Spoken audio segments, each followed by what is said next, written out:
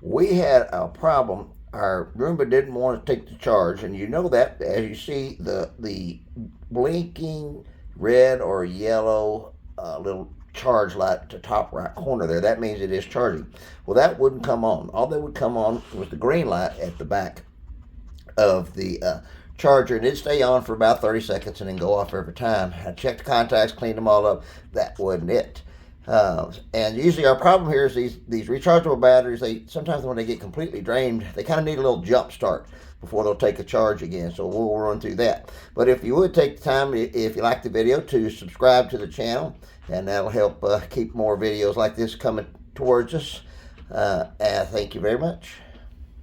Now, just to be sure, we'll test the charger. As you can see, those contacts are pretty beat up. It's a pretty old unit, but just keeps going, but that doesn't mean they're going to get good contact. So I want to test the voltage coming out of that. Make sure this is charging. So we check the voltage on the charger, and we see that we're getting 3 volts charge. So the charger is charging at 3 volts. So when I tried to charge the Roomba, the little green light goes on showing good contact, and you see the contacts are kind of roughed up, getting a glow kind of that's off the table.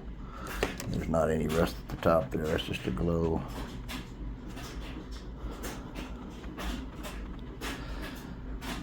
If I can get that to show better there.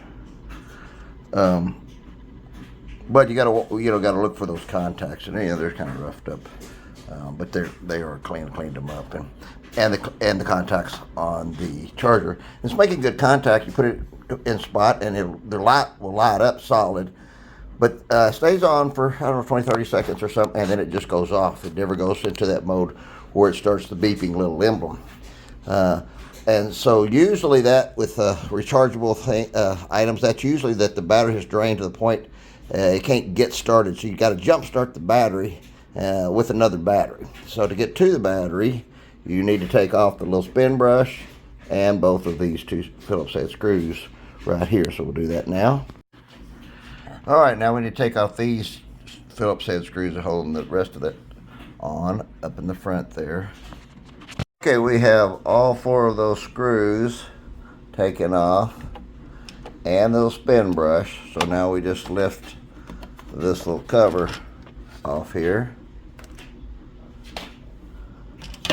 And there's our battery.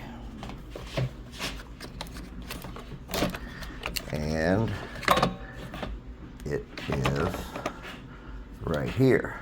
So we will need to jump start the 2 little off the terminals right there. We can see that is a 14.4 volt 4500 64.8 battery. So you're looking for 14.4 volts on that with your meter if you're going to try to test the battery. As we can see, we have negative 10.4 volts, and so we have the battery up with the little tabs back and the big charging tabs to the front, and that means our polarity is reversed on that. So the plus would be the smaller of the 2 to the left and the minus to the right. So now we reverse that, and we see that the smaller of the 2 is positive, the bigger is negative, so thus we have a positive voltage now. Now reading 10.42, we're supposed to be 14.4.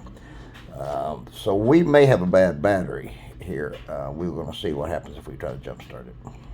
So what I have is a wire clamped onto the red wire clamped onto the positive terminal of a 9-volt battery, and it coming over to the positive of the battery, and a yellow wire clamped onto the negative pole of the 9-volt battery, and it on the negative pole of the battery. And I'm just holding that for 2 minutes.